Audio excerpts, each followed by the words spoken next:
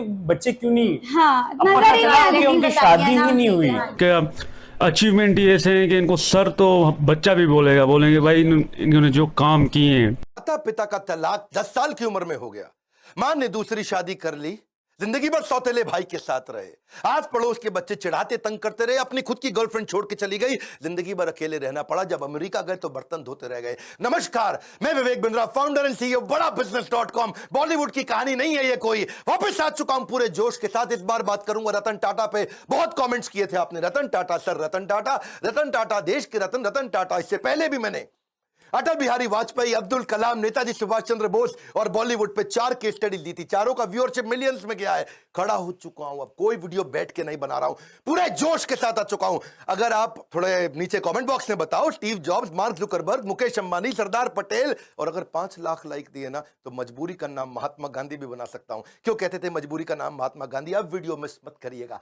नई नई learning they रहा हूं आपको। सही कार्य करने के लिए समय हमेशा ही सही होता है। कौन थे Ratan Tata? Industrialist, investor, philanthropist, कोई ट्रेंड पायलट, पद्मश्री, पद्म विभूषण? कौन थे? लंदन में इनको सर का टाइटल दिया, ऑनररी नाइट बोलते हैं उसको, यूके में टाइटल दिया गया इनको सर, इसीलिए मैं भी पूरे वीडियो में बोलूंगा सर रतन टाटा। इनकी चेयरमैनशिप में इनका रेवेन्यू टाटा ग्रुप का 40 गुना बढ़ा, 22 साल में 40 गुना रेवेन्यू बढ़ा, प्रॉफिट इन्होंने 50 गुना बढ़ाया। ग्रेटनेस रतन टाटा की ये थी कि ये हर डीप इंसल्ट को स्टीप रिजल्ट में कन्वर्ट करते थे। आप इनकी बेइज्जती करो, इनको डीप इंसल्ट दो, ये स्टीप रिजल्ट क्रिएट कर देंगे। जितना इनको तंग करो ये उतना ग्रो कर जाते हैं। 90% स्टार्टअप 5 साल में फेल हो जाते हैं इंडिया में। 90% स्टार्टअप 90% 5 साल में फेल हो जाते हैं। केवल बचे हुए 5% स्टार्टअप है जो अगले 10 साल तक चल पाते हैं, और 0.01% कंपनियां जो 100 साल तक चलती हैं। टाटा ग्रुप ही ऐसी कंपनी है जो 150 से ज्यादा साल से चल रही है। आज टाटा ग्रुप इतना बड़ा हो गया कि इनकी 100 से ज्यादा कंपनियां 100 से ज्यादा देशों में चल रही हैं। हाईएस्ट मार्केट कैपिटलाइजेशन है आज पूरे देश के अंदर इनका। टीसीएस अकेली इतनी बड़ी है कि पूरा पाकिस्तान स्टॉक एक्सचेंज एक तरफ और टीसीएस का मार्केट कैप एक तरफ। दोबारा सुन लो, पूरा पाकिस्तान, पूरा उसका पाकिस्तान स्टॉक एक्सचेंज एक तरफ, उनका टोटल मार्केट कैप पूरे देश की सारी कंपनियों का, और हमारी टीसीएस एक तरफ। ये रतन टाटा 4% अकेले जीडीपी को कंट्रीब्यूट कर रहे हैं। ये 50,000 करोड़ के लगभग का टैक्स कंट्रीब्यूट करते हैं एक साल का। पूरा आसाम, हिमाचल प्रदेश, उड़ीसा, गोवा मिला के इतना टैक्स कलेक्ट नहीं करता जितना टाटा ग्रुप अकेला देश को टैक्स देता है। आज हम सबके पास सुविधाओं में टाटा ग्रुप का बहुत बड़ा रोल है। 28 दिसंबर 1937 को पारसी श्री रतन टाटा, सर रतन टाटा, आज 83 साल के हो चुके हैं। कॉर्नेल यूनिवर्सिटी यूएस में हार्वर्ड में पढ़े। पिता नवल टाटा, मां सुनी टाटा। आपस में उनका डिवोर्स हो गया तो ये दादी नाउजी भाई टाटा के साथ रहे। 1962 में अमेरिका से जब लौट के आए इंडिया में तो उनकी पहली नौकरी टाटा स्टील में लगी जमशेदपुर के अंदर, और उस समय सारे मजदूरों के साथ रहते थे, शॉप फ्लोर पे रहते थे, उनके साथ ही डॉर्मेट्री में सो जाया करते थे, खाना भी लाइन में लग के कैफेटेरिया में उनके साथ लंच किया करते थे। इन्होंने पूछा गाड़ी मिलेगी? उनको बोला गया गाड़ी नहीं मिलेगी आपको, साइकिल पे आया करो अच्छा रहेगा। बोले साइकिल, अच्छा मैं समझ गया। तो ये पैदल ही आने लगे, साइकिल पे भी नहीं आए। अपनी लीडरशिप में इन्होंने टीसीएस को लिस्ट किया, पब्लिक गए। टाटा मोटर्स को उन्होंने न्यूयॉर्क स्टॉक एक्सचेंज में लिस्ट किया ताकि इंटरनेशनल पावर और रिकॉग्निशन मिल सके। As a chairman of Tata group उन्होंने बहुत सारी foreign companies, Tetley, Daewoo commercial vehicle, Corus group steel के लिए, जैगवार लैंड रोवर की कहानी तो आपको पता ही है। वो मैं बिल फोर्ड की कहानी, इनकी टाटा और बिल फोर्ड की बेइज्जती की कहानी पहले कवर कर चुका हूं कि कैसे इनकी बिल फोर्ड ने बेइज्जती करी थी। जब ये अपनी कंपनी बेचने डेट्रॉइट गए तो उन्होंने कहा तुम पे एहसान कर रहा हूं। रतन टाटा ने अपनी कंपनी बेची नहीं। बाद में बिल फोर्ड इनके पास डेट्रॉइट से मुंबई आए, बोले आप हमारी कंपनी खरीद के एहसान कर रहे हैं। तब इन्होंने जैगवार लैंड रोवर ली थी। 5 स्ट्रैटेजी पहले बिजनेस की लेता हूं, फिर बताऊंगा रतन टाटा ने शादी क्यों नहीं करी और इनके 10 अनसुने किस्से, वो कहानियां जो सुन के आप बहुत इंस्पायर्ड होंगे। पहले 5 स्ट्रैटेजी। पहली स्ट्रैटेजी ऑर्गेनिक ग्रोथ लेते हैं। ऑर्गेनिक मतलब जो अपने आप मिल सके, नई मार्केट, नई टेक्नोलॉजी, नया कस्टमर, नई मार्केट, नई टेक्नोलॉजी, नया कस्टमर, ढूंढते रहो। कौन सी नई मार्केट, कौन सी नई टेक्नोलॉजी, कौन सा नया कस्टमर। दूसरी इनऑर्गेनिक ग्रोथ, जो अपने आप होएगी ठीक है, अब इनऑर्गेनिक ग्रोथ लेंगे, टेक ओवर करेंगे, एक्विजिशन करेंगे, दूसरी कंपनियां खरीदेंगे, छोटी कंपनियां खरीदेंगे, खुद को बड़ा करेंगे, जॉइंट वेंचर करेंगे, पार्टनरशिप्स करेंगे, स्ट्रैटेजिक अलायंस करेंगे। तीसरी स्ट्रैटेजी, जो धंधा अच्छा नहीं है उसमें से एग्जिट कर लो। Cosmetic, paint, oil, soap, pharma, cement, ये 6 कंपनियां इनकी चली नहीं, उनसे एग्जिट कर गए, बाहर निकल जाओ। कोई अटैचमेंट नहीं, धंधे को धंधे की तरह चलाना है। चौथी स्ट्रैटेजी, एंटर करो उसमें जो चलेगा। रिटेल, टेलीकॉम, बायोटेक्नोलॉजी और टेक्नोलॉजी इनका बहुत अच्छा चलता रहा, उसमें एंटर करके उसको बड़ा करते गए। और इनकी फाइनली पांचवी स्ट्रैटेजी क्या थी कि कोर बिजनेस को पकड़ के रखो। स्टील, मोटर, केमिकल और पावर, ये इनके कोर बिजनेस थे। अब लेते हैं 10 वो कहानियां। 10 में से पहली कहानी बहुत लोगों के मन में है, रतन टाटा जी ने शादी करी क्यों नहीं। एक बार आया था मौका, वो शादी के बहुत नजदीक पहुंच गए थे। लॉस एंजलिस में उनको वहां एक अमेरिकन देवी से बहुत प्रेम हो गया था। वो देवी जी को भी रतन टाटा से बहुत प्रेम हो गया था, और वो अमेरिकन देवी के साथ इतना प्रेम हो गया कि इन्होंने डिसाइड कर लिया अब शादी करें। इतने में टाटा जी को फोन आया इंडिया से, अरे बेटा रतन मैं बीमार हूं। उनकी दादी का फोन आया, इंडिया मुझसे मिलने आ जाओ, मेरा आखिरी समय। रतन टाटा को जाना पड़ा क्योंकि उन्होंने सारी जिंदगी दादी के साथ ही तो बताई थी। तो उन्होंने देवी जी को बोला कि चलो चलते हैं अब इंडिया में शादी करेंगे हम लोग, और दादी से भी आपको मिलवाऊंगा। तो वहां बेटी को रुकना पड़ गया क्योंकि उसके माता पिता ने बोला इंडिया में इंडो चाइना का वॉर चल रहा है, 1962 का समय था, इंडो चाइना वॉर चल रहा था। उन्होंने कहा अभी इंडिया जाना ठीक नहीं है। ये इंडिया गए, सोचा अब वो देवी जी आने वाली हैं। उधर उसके माता पिता ने उसकी शादी किसी और से करा दी। रतन टाटा को सुन के बहुत धक्का लगा क्योंकि वो वचन दे चुके थे। रतन टाटा ने अपने कई इंटरव्यूज में ये बात बोली कि जो मैं बोलता हूं उसे पूरा करता हूं, मेरे मुंह से ऐसे शब्द नहीं बोलता मैं। I tend to not say things loosely. I try to live up to whatever I've said, the commitments I've made. क्योंकि इन्होंने उस लड़की को वचन दिया था कि मैं शादी तुमसे करूंगा, अब उसने किसी और से कर ली, तो रतन टाटा ने जिंदगी भर दोबारा शादी नहीं करी, अकेले रहे, लोनर रहे। See it is not easy to be loyal to someone who is not loyal to you. वो लड़की इनको लॉयल नहीं थी रतन टाटा को, तो भी बावजूद उसके कि कोई अपनी लॉयल्टी ना दिखाए तब भी जिंदगी भर लॉयल रहे। आज तक उसकी याद में उन्होंने दोबारा शादी नहीं करी। लॉयल्टी जो है ना वो ग्रे नहीं होती है, या तो ब्लैक है या वाइट है। लॉयल्टी बीच में नहीं होती, या ब्लैक है या वाइट है। जिंदगी भर रतन टाटा ने शादी नहीं करी। लेकिन अब मैं आपको बात करता हूं दूसरी कहानी का किस्सा। एक बार ये नासिक की तरफ जा रहे थे मुंबई से, कई सीनियर ऑफिशियल्स थे, गाड़ी में जा रहे थे, और रास्ते में इनकी गाड़ी का टायर पंचर हो गया। और टायर पंचर हो गया तो सब अपना गाड़ी से उतरे, अपना कैजुअल थे, वहां पे इधर उधर घूम रहे थे। कोई अपना चाय पी रहा था टपरी पे, कोई अपना सुट्टा मार रहा था, तो सब तरह कैजुअल हो गए, इधर उधर घूम रहे थे। और तभी देखा कहीं रतन टाटा नहीं दिख रहे, रतन टाटा नहीं दिख रहे। अरे भाई कहां गए रतन टाटा, कहां गए रतन टाटा, चाय पी रहे हैं, अरे कहीं कहीं वॉशरूम गए हैं। तो रतन टाटा अचानक लोगों ने देखा कि अपनी स्लीव्स ऊपर करके और अपने टाई को कंधे पे ऐसा पीछे टांग करके, उसके बाद जो है जैक और पाने को हाथ में पकड़ के दूसरे टायर का प्रेशर चेक कर रहे, उसके साथ पंचर लगवा रहे। तो लोगों ने आके पूछा भाई आप रतन टाटा हैं, आप काहे पंचर लगा रहे भैया, वो उसका काम है पंचर लगाने का। तो बोले देखो अगर इसको 15 मिनट लगते हैं पंचर लगाने में, मेरी मदद से 7.5 मिनट में कर लेगा, तो जहां मीटिंग में पहुंचना वहां 7.5 मिनट ज्यादा मिल जाएगा मुझको। अगर मैं टाइम लूज कर जाऊंगा, loss of time is loss of money. प्रश्न ये उठता है कि आपने कब अपने से नीचे के स्तर पे जाकर के जिंदगी में कोई काम किया है? आखिरी बार कब किया था आपने? कब आपने अपने स्तर से नीचे उतर करके दूसरों की मदद करी थी? रतन टाटा जिंदगी भर सिखाते रहे leadership is not position, it is action. ये पोजिशनल पावर नहीं, पर्सनल पावर है। मुंबई का 26/11 का ताज अटैक, और वो अटैक जिसमें वो जानते हैं, सारी दुनिया जानती है कि उन्होंने सबकी मदद करी। जो जो आदमी का वहां नुकसान हुआ, इनके जितने एम्प्लॉय थे पर्सनली उनके घर तक गए, ये तो आप जानते हैं। 50, 60, 70, 80 लाख रुपए तक उनको कॉम्पनसेशन दिया, डिपेंडिंग ऑन डिफरेंट सिचुएशन, उनको पैसा दिया। इतना ही नहीं, सबको जिंदगी भर के लिए एक मेडिकल काउंसलर भी दिया। किसी को साइकोलॉजिकल डिप्रेशन हुआ, कोई टेंशन हुआ, क्योंकि इतनी गोलियां बमबारी हुई थी वहां, जिंदगी भर के लिए उनको डॉक्टर भी दिया। जिसका देहांत हुआ उसको पहले 50, 60, 70, 80 लाख रुपए तो दिया, पर साथ में उसकी बची हुई जितनी नौकरी थी, उसकी पूरी जिंदगी की आखिरी जो सैलरी थी वही तनख्वाह उसको जिंदगी भर दी। उसके बाद उसके घर में, परिवार में बच्चों की एजुकेशन की, मैरिज की, मेडिकल की, सबकी रिस्पॉन्सिबिलिटी ली। ऐसे थे रतन टाटा, जिंदगी भर की रिस्पॉन्सिबिलिटी ली। और अगर तुमने कोई कर्जा लिया तो वो कर्जा भी माफ किया। इतना ही नहीं कि जो लड़का पहला महीना हुआ है आके, पहला दूसरा दिन हुआ है, ऐसा भी एक लड़का था। ऐसे भी कुछ लड़के थे जिनको बिल्कुल अभी होटल में ज्वाइन ही किया था, ट्रेनी थे, उनको भी ऐसे ही पूरा कॉम्पनसेट किया। ये सब तो सब समझते हैं, पर जो बात जिसने मुझे हैरान कर दिया, जिसके कारण मैं भी अपनी कंपनी में स्टैंडर्ड को चेंज कर रहा हूं, वो ये है कि उन्होंने अपने होटल वालों की तो मदद करी, बाहर आसपास बाजार में जो पुलिस वालों को गोली लगी उनको भी उन्होंने कॉम्पनसेट किया। वहां पेडेस्ट्रियन जो राही चल रहे थे, वहां पे राहगीर थे, चाय वाला था, भेलपुड़ी वाला था, गुब्बारे वाला, पाव भाजी वाला, पान की दुकान, टपरी, जिनको टाटा ग्रुप से कोई मतलब नहीं, उनको भी इन्होंने मॉनिटरी भी पैसे से भी मदद करी और साथ में टाटा ग्रुप में नौकरी भी दिलाई, और ये सब कुछ उन्होंने केवल 20 दिन में कर लिया। दूसरी तरफ एक लड़की थी देविका, सीएसटी स्टेशन पे, उसने अजमल कसाब को रिकॉग्नाइज किया था। छोटी लड़की थी, 10 11 12 साल की, और उसको उसके पिता और उसके भाई जेंट्स वॉशरूम गए थे, वो छोटी बच्ची को बाहर 2 मिनट छोड़ करके, और उसको सामने से आके गोली मारी। उसी ने अजमल कसाब को आकर के बाद में कोर्ट में पहचाना था। आज रतन टाटा ने तो 20 दिन के अंदर कॉम्पेंसेशन कर दिया सब कुछ। 20 दिन में फटाफट कमेटी बना के सबको मुआवजा दिया, सबकी मदद करी, सबके साथ खड़े हो गए।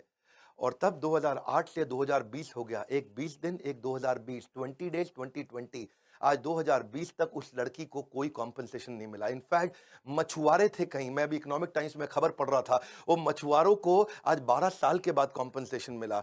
मतलब सरकार को जितना समय लगता है, टाटा को कभी समय नहीं लगता। करुणा के लिए कारण की जरूरत नहीं पड़ती। यदि आप दूसरों को प्रसन्न देखना चाहते हैं तो करुणा का भाव रखिए, और अगर खुद को प्रसन्न देखना चाहते हैं तो भी वही करना है, तो भी करुणा का भाव रखना है। देखिए, ये ऐसे व्यक्ति थे जो वैल्यू को वैल्यू किया करते थे, वैल्यूज को, ही used to value the values. चौथी कहानी, हार्वर्ड के अंदर अब सब लोग सोचने लगे कि भाई हम क्राइसिस मैनेजमेंट सिखाते हैं, 26/11 में सबसे बड़ा क्राइसिस था, और तब वहां के प्रोफेसर ने सोचा कि भाई हम केस स्टडी सिखाते हैं क्राइसिस मैनेजमेंट की। तो उन्होंने अपने 2 प्रोफेसर को भेजा कि जाके इंडिया में पता लगाओ कि रतन टाटा की यह कंपनी टाटा ग्रुप में जो होटल था, होटल के कर्मचारी इतने कमिटेड कैसे थे, कैसे अपनी जिंदगी को दांव पर डाल के दूसरों को बचाने में लगे थे। आपको तो पता है ना, वहां एक जनरल मैनेजर भी था, करमबीर सिंह, 1 साल पुराना जनरल मैनेजर था, और उसने क्या देखा, मतलब उसकी वाइफ और उसके बच्चे उसी होटल में रुके हुए थे, और उसको पता चला, खबर मिली कि उसकी वाइफ की डेथ हो गई है वहीं पे, जो नीति थी उसकी वाइफ, और उसका बेटा उदय और समर, एक की उम्र 14 साल, एक की 5 साल, वो होटल के अंदर है जनरल मैनेजर करमबीर सिंह, और ऊपर फ्लोर के अंदर एक स्वीट कमरे के अंदर उनके बच्चे और उसकी बीवी की डेथ हो गई। लेकिन वो रुका नहीं, क्योंकि आग लग गई थी वहां कमरे में। वो रुका नहीं, वो सुनने के बावजूद वो दूसरे गेस्ट को बचाने में लगा रहा। इतना ही नहीं, उनके अलावा यंग ट्रेनी थे बहुत सारे, वो भी गेस्ट को बचाने में लगे रहे, वो भी खुद वहीं रुक रहे, उनको गेस्ट को भेजते रहे होटल के अंदर।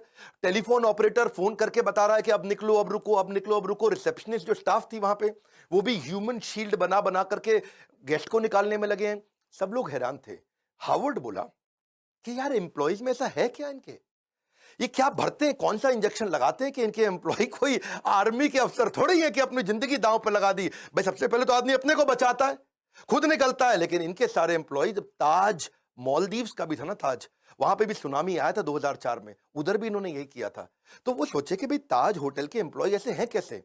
तो देश पांडे और रैना, ये 2 आदमी हार्वर्ड से आए रिसर्च करने इंडिया में। तो पहले सोचा भाई सिंपल सी बात है, आप लोग भी सोच रहे होंगे कि इनकी ट्रेनिंग बड़ी अच्छी होती होगी, इनका ह्यूमन रिसोर्स अच्छा होगा, इनके मैनुअल अच्छे होंगे। लेकिन वो बोले नहीं, ट्रेनिंग तो तब देना जब एम्प्लॉय 2 4 5 10 साल पुराना हो जाए। यहां तो एम्प्लॉय नया था, जिसको आए 15 दिन हुए वो भी जान दे रहा है अपनी।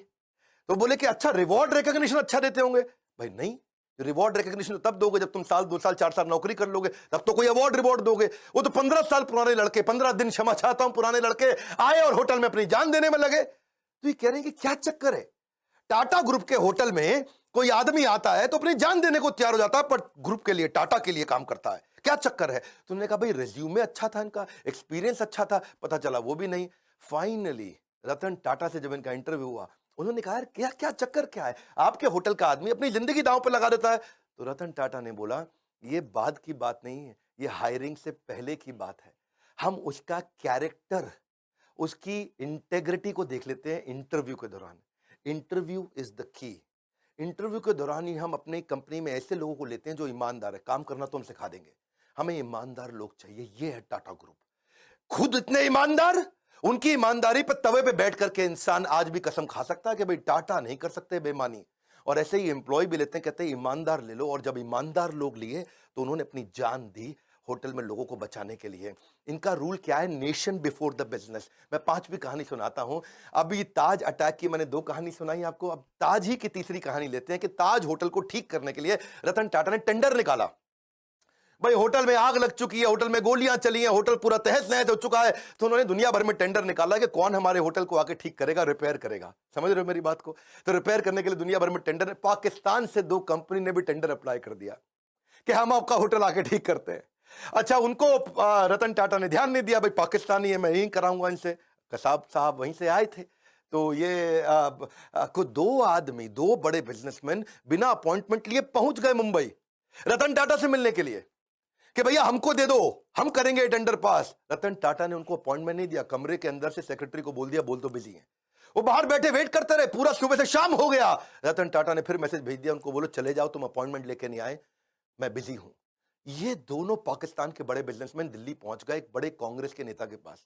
उस समय कांग्रेस का वो कैबिनेट में मिनिस्टर था, और उनके पास जाकर के बोलते हैं कि आप मेरी रतन टाटा से अपॉइंटमेंट फिक्स करा दो, हम उनका होटल ठीक कर देंगे, भैया हमारा तो काम ही यही है। तो कांग्रेस के मिनिस्टर ने रतन टाटा को फोन किया, हेलो मैं मंत्री बोल रहा हूं, मैं नाम नहीं लूंगा उनका। रतन टाटा बोले बताइए।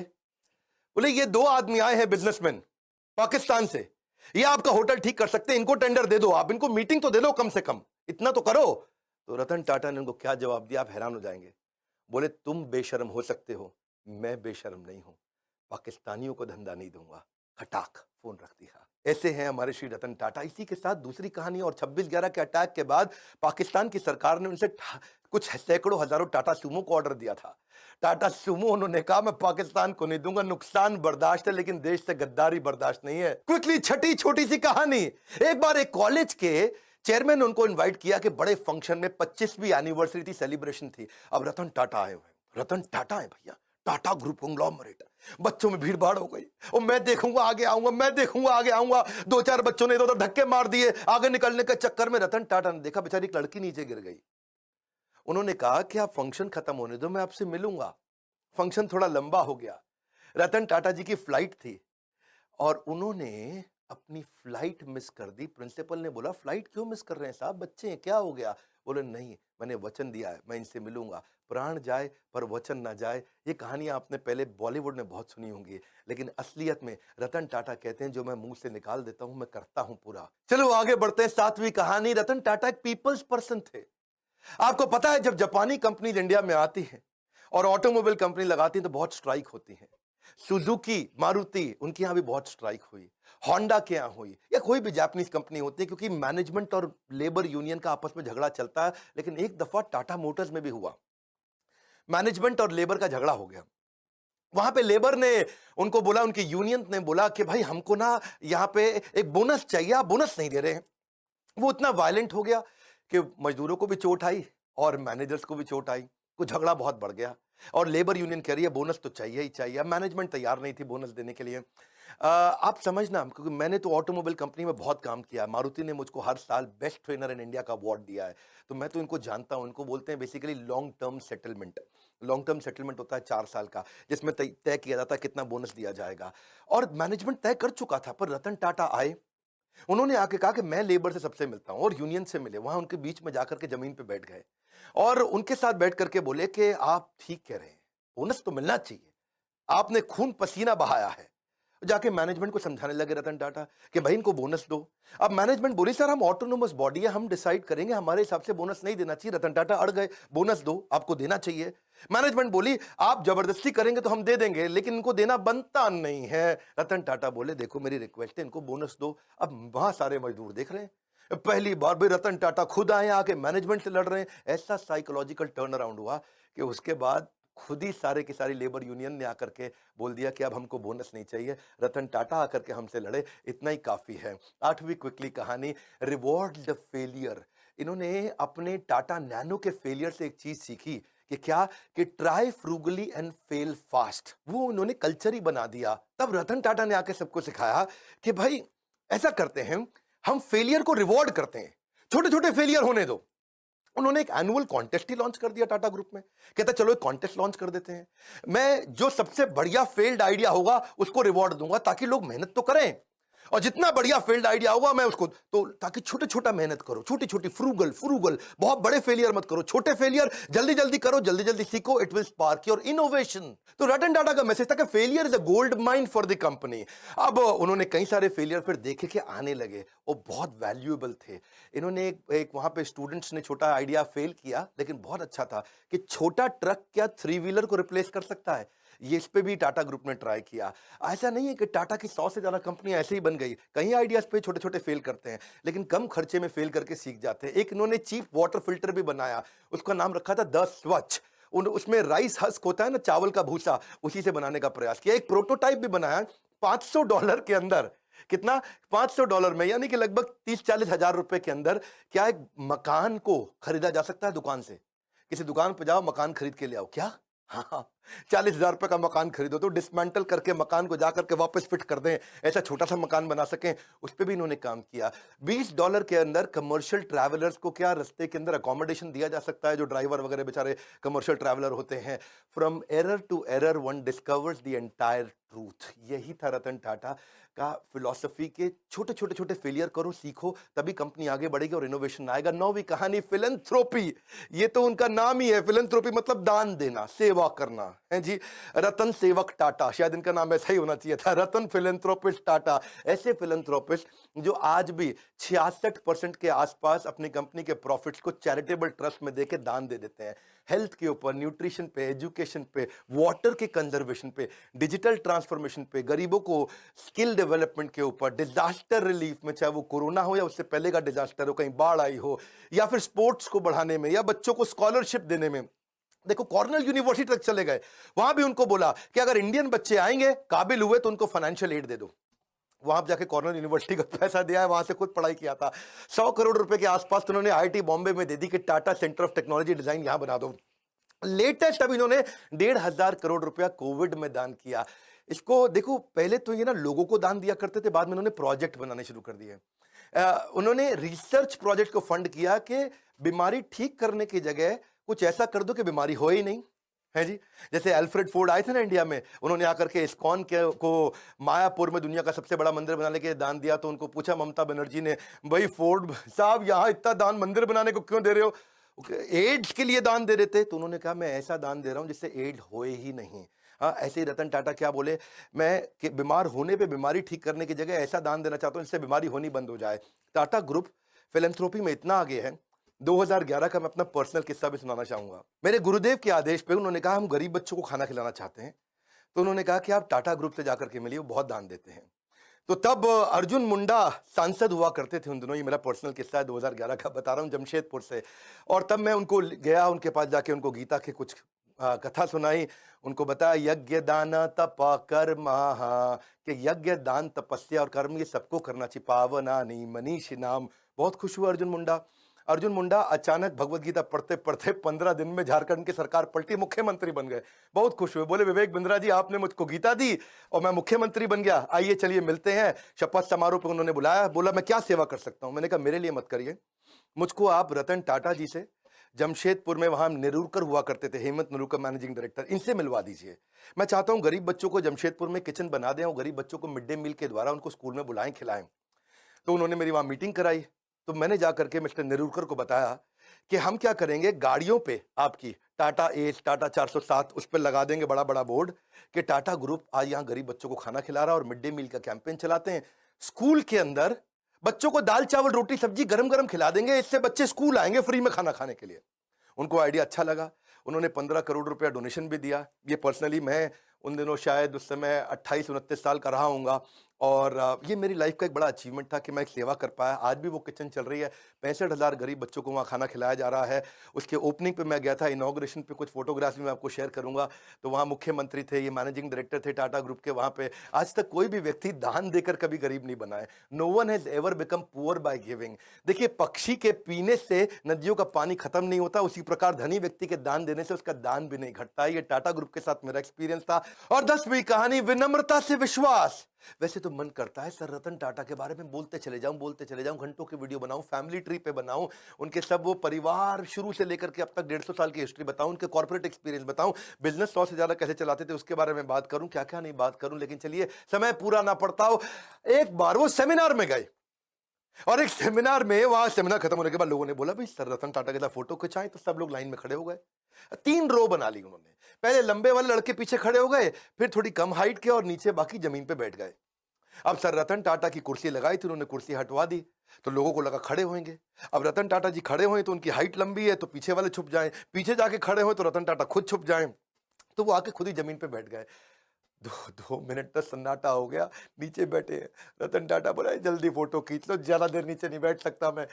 सर रतन टाटा है वो, विनम्रता की मूर्ति, विनम्रता से विश्वास तक। जब श्री नारायण मूर्ति जो कि इन्फोसिस के फाउंडर हैं, जब उनको बोला गया कि आप लाइफ टाइम अचीवमेंट अवार्ड दीजिए रतन टाटा को, और वो जब लाइफ टाइम अचीवमेंट अवार्ड देने गए तो अवार्ड देते ही उन्होंने पहले उनके चरण स्पर्श किए, उनके पांव छुए। ये हमारे देश की सभ्यता है, और सभ्यता से ज्यादा ये स्वयं सर रतन टाटा हैं कि कॉम्पिटिटर भी आके पांव छूता है। आप दोबारा बता दूं, ये टीसीएस चलाते हैं, वो इन्फोसिस चलाते हैं, आपस में कंपटीशन है। कॉम्पिटिटर भी जिसके पांव छुए वो है सर रतन टाटा। कोई भी गाड़ी दुनिया में चला सकते हैं, लंबरगिनी भी चला सकते हैं, लेकिन टाटा की सेडान गाड़ी चलाते हैं। इकोनॉमी क्लास में एयर एशिया के ट्रैवल करते हैं। ट्रस्ट इक्वल्स टू कल्ट, उनका कल्ट इतना ज्यादा है। एक बार क्या हुआ, सर रतन टाटा के 1 मिलियन फॉलोअर हो गए इंस्टाग्राम पे, तो वो इंस्टाग्राम पे आए, सबको धन्यवाद कर दिया कि भाई मेरे 1 मिलियन फॉलोअर हो गए, आप सबका बहुत बहुत धन्यवाद। तो वही एक लड़की ने नीचे कमेंट लिख दिया, कांग्रेचुलेशन छोटू। क्या छोटू? अब लोग बुरा मान गए, छोटू कह रही है, ये देख तो ले कौन रतन टाटा है वो, छोटू बोल। उसने सोचा 1 मिलियन मतलब छोटू जैसा ही है, और लोगों ने इतना हेट स्पीच लिखा, इतना बुरा किया, ये देख तो ले, देख रतन टाटा है वो, देख देख। और वो बेचारे फिर रतन टाटा आ गए बीच में, और उन्होंने आकर के लिख दिया नीचे, उन्होंने लड़की को पहले बुरा भला तो बोला नहीं, लेकिन उल्टा आकर के लिख दिया लड़की से कि मैं आपसे माफी मांगता हूं, आपके बारे में लोग इतना बुरा भला बोल रहे हैं, और लोगों को बोला please treat this young lady with respect. लोगों ने बोला ओए देख ले, और देख ले, ये रतन टाटा, और गुस्सा खा गए लोग। भाई रतन टाटा के मामले में लोग बिल्कुल नहीं सुनते हैं, और फिर बेचारी लड़की ने भी आकर के अपने कमेंट को डिलीट किया। ऐसे सर रतन टाटा ट्रस्ट का दूसरा नाम है। हजारों लाखों बातें रतन टाटा जी के बारे में गूगल पे लिखी हुई हैं, अगर उनमें से आधी भी सच हो तो दुनिया में सबसे ज्यादा ईमानदार आदमी की उपाधि उनको मिलनी चाहिए। वैसे रतन टाटा जी ने जो इम्पैक्ट क्रिएट किया है वो तो शायद कोई भी ना कर सके, मैं तो कभी उसके तिनके का भी प्रयास ना कर सकूं, लेकिन बिजनेस में आपको सफल बनाने की जिम्मेदारी हमने जरूर ले ली है, ये तो पक्का कर लिया है, कुछ भी नहीं छोड़ा है, कुछ भी नहीं। इतना बढ़िया बढ़िया दुनिया के हर प्रॉब्लम का बिजनेस कंटेंट हमने हिंदी में बना दिया है, कुछ नहीं छोड़ा है। आज हमसे ज्यादा बिजनेस ट्रेनिंग प्रोग्राम कोई भी किसी का भी कंटेंट कंज्यूम नहीं करता, केवल बड़ा बिजनेस प्लेटफॉर्म ऐसा है, अगर हिंदी में किसी को बिजनेस सीखना है कुछ नहीं छोड़ा है, सब सिखा दिया। आइए वर्ल्ड का मोस्ट पावरफुल कंटेंट कंज्यूम करिए। अगर आप बनना चाहते हो एक सफल व्यापारी तो call now to join EAE, यानी कि एवरीथिंग अबाउट एंटरप्रेन्योरशिप, एवरीथिंग। वैसे एक बात है, रतन टाटा एक ऐसे रत्न है जिन्हें भारत रत्न भी पूर्ण रूप से परिभाषित नहीं कर सकता, लेकिन उनको फिर भी उनके सम्मान के लिए भारत रत्न जरूर दिया जाना चाहिए, उनके जीते जी तो जरूर दिया जाना चाहिए। अगर वास्तव में कोई भारत रत्न का अधिकार रखता है तो वो हमारे देश के असली रत्न है, रतन टाटा। जितना उनके बारे में सुना था ये देख के तो रिस्पेक्ट और ज्यादा पता नहीं डबल ट्रिपल जो है ना वो हो गई है। जिस तरह मैंने स्टार्ट में ही बोला था कि हाँ उनके कैरेक्टर के बारे में कि हम स्टार्ट से बड़ा इम्प्रेस थे, तो हाँ मेरे माइंड में एक क्वेश्चन बहुत बार बार शादी से रिलेटेड मैं जब देखती थी मैं कहती थी कि हम अंबानी और इनका कंपैरिजन करते हैं, अंबानी की फैमिली के इतने चर्चे रहते हैं, खर्चे ही नहीं खत्म होते, और एक तरफ यहाँ कोई नजर ही नहीं आता। तो पूरी यार वाकई बता दिया कि मैंने भी काफी मतलब हाँ ये नोट किया यार अंबानी मतलब जैसे अपने बच्चों की फैमिलीज में मतलब बर्थडे या मैरिजेस पे इतना खर्चा करते हैं, तो इनके बच्चे क्यों नहीं, हाँ अब पता चला कि उनकी शादी ही नहीं हुई। हाँ जी नहीं उनकी बड़ी भाई उनकी जो लाइफ है, उन्होंने जितना काम किया है लोगों के लिए, जैसे वो बता रहे थे कि जब वो अटैक हुआ था तो सिर्फ अपने एम्प्लॉइज के लिए नहीं बल्कि उन्होंने बाहर जाके भी उन्होंने हेल्प आउट किया था। और जो न्यू इंटर्नीज थे जो एक दिन थे, वरना होता है ना कि यार ये तो अभी लगा हुआ भी नहीं है तो हम इसको क्यों दे पूरी जिंदगी, लेकिन पूरी जिंदगी उनका भी चलता रहा और पे जाती रही है जो मतलब हुआ था। जी आपका क्या कहना है? अच्छा मुझे सबसे जो सही बात लगी ना, हम लोग अब यही सोचते हैं कि अगर हम एक्स्ट्रा मनी नहीं लेंगे किसी से अंडर द टेबल तो हम तो नहीं हो सकते। हाँ। इतनी सी सैलरी पे हम कभी कामयाब नहीं हो सकते, लेकिन वो दिखा रहे हैं यार कि ईमानदारी से वो आज इतनी इंडिया की प्रोफेशनल बिजनेस ऑर्गेनाइजेशन बन गया कि उन्होंने पाकिस्तान के GDP को क्रॉस कर दिया। ईमानदारी। अच्छा मुझे इसमें जो चीजें नजर आई है ना, वो एक तो फेलियर, वो वाला जो पॉइंट था ना बीच में कि फेलियर आता रहता है, फेलियर आता रहता है, छोटा फेलियर आ रहा है उससे लर्निंग लो, आगे बढ़ो, फिर फेलियर लो, फिर लर्निंग लो, फिर आगे बढ़ो। तो वो जो एक प्रोसीजर और प्रोसेस की बात कर रहे थे ना, वो एक पॉइंट मुझे इसमें बड़ा नजर आया। दूसरा लोगों के साथ बात करना, जिस तरह वो लेबर यूनियन और वो सारी उसने कहानी सुनाई कि किस तरह वो उनके पास जाके चले गए, मतलब हम्बलनेस उसमें जो है वो बहुत ज्यादा दिखाई दी, बहुत अच्छा ज्यादा डिटेल थी वाकई में। और हकीकत बात यह है कि रतन टाटा जी के अगर ये पूरी हिस्ट्री बताते 150 साल की, तो ये वीडियो मेरे ख्याल से 2 दिन में भी ना ख़त्म हो, क्योंकि इतनी लंबी वीडियो हो जाती। तो जितनी चीज़ें इन्होंने बताई वीडियो के अंदर वो भी बहुत ही ज़्यादा डिटेल के साथ है। मतलब पूरी वीडियो का जो एक निचोड़ जो मुझे सबसे ज़्यादा समझ में आया ना, वो है ऑनेस्टी, वो भी अपने कंट्री के साथ, अपने देश के साथ जो है वो ईमानदारी, अपने लोगों के साथ मोहब्बत और उनकी फ़िक्र। तो मतलब ये जो है ना, फिर अपने लोगों का इतना ख्याल करना कि उनके साथ बैठना, नीचे मतलब जो नीचे आम मजदूर है, आम लेबर वाला जो भी बंदा है, उसके साथ भी बैठ जाना, उनके प्रॉब्लम्स को डायरेक्टली सॉल्व करना, हर किस्म के मामलात जो है वो खुद से देख लेना। मतलब वो अपने आप को, जिस तरह वो लोगों के अंदर आदत होती है ना, मैं मालिक हूँ और जैसे मैं, अपने उनके अंदर गुरूर नहीं था, गुरूर हाँ, नहीं गुरूर था। नहीं था उनके अंदर। तो ये सारी चीज़ें जो है ना उनके अंदर, ये सबसे अच्छी बात थी। और सबसे बड़ी बात ये है कि अपने कंट्री के लिए कंट्रीब्यूट करना, ऊपर से इतना बड़ा बिजनेस है उनका जो, जिसकी 4%, जैसे कि इन्होंने बताया कि पूरे वर्ल्ड, पूरे भारत की 4% इकोनॉमी जो है वो इनके टैक्सेस से और ये वो इन चीज़ों से होती है। बिल्कुल सही दिया है ये। मतलब इनके अचीवमेंट ये ऐसे हैं कि इनको सर तो बच्चा भी बोलेंगे भाई इन्होंने जो काम किए हैं, क्या बात है भाई। गरीबों की मदद करने वाले, बचपन से ही उनका मतलब इस तरह के ख्वाब, अपने माँ बाप से अलग हो गए, वो उनके तलाक हो गई, फिर भी वो अपने मकसद में कामयाब हो गए, और जो भी उन्होंने फोकस रखा हुआ था अपनी लाइफ में वो चलते गए। और जो आज डॉक्टर साहब ने में मतलब बताया भाई साहब, एकदम दिल पर बातें लग गई। और मैं तो हैरान हूँ कि भाई 50,000 करोड़ से ज़्यादा टैक्स देते हैं गवर्नमेंट को। आप सारा पैसा भाई, पाकिस्तान भी उसके आगे कुछ नहीं है, और इतना टैक्स दे रहे हैं गवर्नमेंट को। में भी भाई 1,500 4% मतलब इंडिया की जीडीपी में इनका हिस्सा है। तो ये कि वो महानता की मूरत है, यानी कि उन जैसा महान इंसान मैंने नहीं देखा कि हर चीज त्याग देना, सेक्रीफाइसेस देना, कोई लालच, कोई ग्रेड ना रखना, सपोर्ट करना, अपनी कौम के लिए करना, अपने मुल्क के लिए करना। आज मैं हैरान परेशान हो गई। वैसे मैं रतन टाटा के बारे में बहुत कुछ जानती थी, लेकिन ये जो वीडियो थी इतनी डिटेल में और इसने बताया कि वो कितने महान है। यानी कि सबसे बड़ी चीज ये पता चली आज मुझे कि क्या हर इंडियन इतना ही महान है? क्या मतलब क्या ऐसा है आप लोगों की तबीयत में? मुझे ये समझ में आता है क्या ऐसा है आप लोगों के दिल में, कौन सा ऐसा मटेरियल यूज हुआ है आपके दिल में कि जो इतने बड़े दिल के मालिक होते हैं, जो इतनी अच्छी नेचर के मालिक होते हैं कि मतलब हमेशा अपने लोगों के लिए सोचना, हमेशा अपनी कौम के बारे में सोचना, अपनी ग्रेट अपने आप मतलब मीन ना होना, अपनी ग्रेटनेस साइड में रखना। कभी भी मैं हैरान परेशान हूँ। और फिर सबसे बड़ी चीज, वादा करना, कमिटमेंट करना। इतनी बड़ी चीज है कि यार आपने अगर कोई कमिटमेंट कर दी तो आपको वो पूरी करनी है, चाहे आप मरते मर जाओ, लेकिन आपने उस चीज पर कॉम्प्रोमाइज नहीं करना है, आपने अपने वर्ड्स पर कॉम्प्रोमाइज नहीं करना है, चाहे आपका जितना भी नुकसान हो जाए, लेकिन आपने जो कह दिया वो कह दिया। एक बच्चों के लिए अपनी पूरी फ्लाइट कैंसिल कर देना, और इतनी कोई इंस्पायरेशन मिली है इनसे, इतनी सारी चीजें इनके बारे में जानने को मिली हैं। वैसे कुछ चीजें जो हैं वो मैं इनके बारे में जानती थी, लेकिन इतनी हिडन जो स्टोरीज थी इनके बारे में वो मैंने आज तक नहीं सुनी, ना ही मैं जानती थी इतनी डीपली, जो कि मैंने आज विवेक बिंद्रा जी की वीडियो में देखा। थैंक यू सो मच इस वीडियो के लिए जिसने मुझे ये वीडियो सजेस्ट की है, और सर विवेक बिंद्रा के लिए जो कि थैंक यू सो मच, आपने ये वीडियो बनाई और हम लोगों के साथ, इतनी सारे लोगों के साथ आपने ये इन्फॉर्मेशन शेयर की।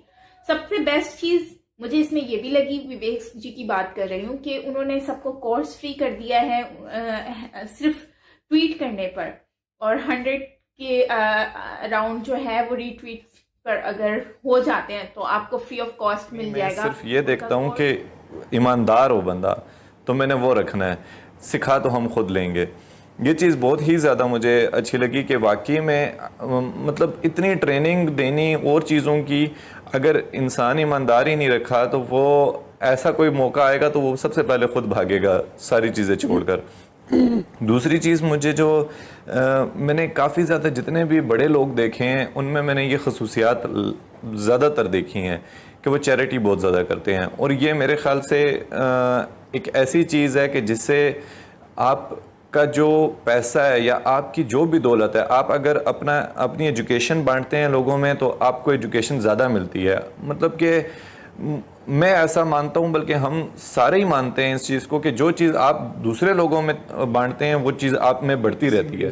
खुशियाँ आपने हमारे साथ एंजॉय किया होगा। बिल्कुल, बहुत यार इस तरह के बंदे अगर इंडिया में हों तो इंडिया कभी, यार मैं सोच भी नहीं सकता कि पता नहीं कितने करोड़ का जो टैक्स जो है ना रतन टाटा इंडिया की गवर्नमेंट, बड़े बड़े स्टेट्स हैं उनसे भी ज्यादा टैक्स वो देते हैं, उनसे भी ज्यादा एक बंदा। और जो पाकिस्तान के एक्सचेंज है उन पूरे पाकिस्तान की कंपनीज को एक कर दें और इधर एक रतन टाटा के एक्सचेंज को कर दें तो यार तो ये बारी है। तो यहाँ से अंदाजा कितना ज्यादा यार, 100 कंपनी इतना ज्यादा ये, और इतना पैसा होने के बावजूद भी ये ग्राउंडेड है कितने ज्यादा, मतलब नीचे बैठ के तस्वीरें खिंचवा रहे हैं, उस लड़की को बोल रहे हैं कि इसको दान करो। और मतलब वाकई में यार अगर ये इतना दान ना करें 86%, तो ये मुझे लगता है दुनिया के सबसे अमीर इंसान कहने वाला था। अगर 60% देखो बंदा 100% करता है, 20% करता है, लेकिन ये 60%, 86%, हाँ 80, हाँ 66 फिर भी यार 66 और देखें आप फिर वो 45% रखते हो। बहुत सारी बातें सुनी होगी थॉमस एडिसन के बारे में। तो ये तो मैनेजमेंट के रूल्स हैं, मगर मैं इसमें फोकस ये नहीं कर रहा, मैं फोकस कर रहा हूँ अपनी तरफ से। मैं जो देख रहा हूँ अच्छे कैरेक्टर के, कैरेक्टर उनका बहुत ही अच्छा था, जो भी कार्य कर रहे थे अच्छे कैरेक्टर से कर रहे थे, वो उनकी ग्रेटनेस थी और है। जैसे कह रहे हैं कि अभी उनकी ग्रेटनेस थी, हम इसलिए बोलते हैं कि उन्होंने जो भी कार्य किए हैं पास्ट में वो ग्रेटली किए थे और अभी भी वो बेस्ट कैरेक्टर हैं। उनको डेफिनेटली मैं भी कहता हूं कि उनको भारत रत्न मिलना चाहिए। टेक्नोलॉजी का जो है वो कल्चर इस्टेब्लिश हो सके, ये एक बेसिक बुनियाद थी जो कि मैं कभी भी नहीं भूलता। ISC बेंगलोर इतना बढ़िया लगता है मुझे। मुझे एक बार मैं वहाँ गया भी हूँ और मुझे बहुत अच्छा लगता है वहाँ पे जाके। और उसके अलावा Tata institute of fundamental research, फिर IIT बॉम्बे में जैसे इन्होंने अभी रिसर्च सेंटर बनाया है, उसके अलावा टाटा मेमोरियल सेंटर जो कैंसर